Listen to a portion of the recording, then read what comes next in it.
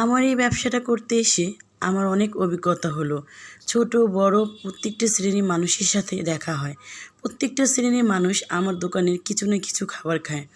আর এতটাই ভালো লাগে আর যে আসলে বাইরে না বের হলে জগৎটা কীরকম সেটা বোঝা যায় না। 10 রকমের মানুষ আসে দোকানে, কেউ ভালো কেউ মন্দ, বাট আমার দোকানে আমি এখনও খারাপ কোনো মানুষ পাইনি, আলহামদুলিল্লাহ। আসলে ঘরে বসে থেকে কি করব ভাবলাম তাহলে কিছু একটা করে নিই, যে ঘরেরও কিছু সমস্যার সমাধান হবে, দেন আমার নিজের টাকা দিয়ে আমি নিজেই চলতে পারবো।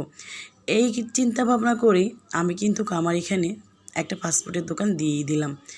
দোকান খোলার পরে আমি ভয়ই পেয়ে গেছিলাম, আমি কি সত্যি সামলাতে পারবো না পারবো না। আলহামদুলিল্লাহ আমি কিন্তু সামলাতে পারতেছি।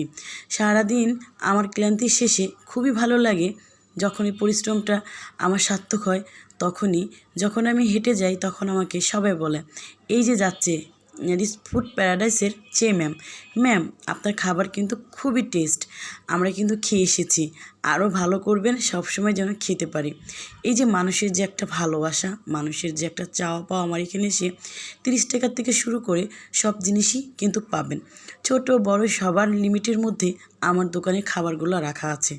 বিশেষ করে আমার হালিমটা, প্রত্যেকটা মানুষ আমার হালিম খায়, আর আমার হালিমের নামও হয়ে গেছে। কেননা আমি সব কিছু আল্লাহ তাআলার নামে শুরু করি। সব খাবার ধরার আগে বিসমিল্লাহ বলি, সব জিনিস ধরার আগে বিসমিল্লাহ বলি, আর মনে মনে আল্লাহ তাআলার কাছে শুকরিয়া জানাই, হে আল্লাহ তুমি সব কিছুর মালিক।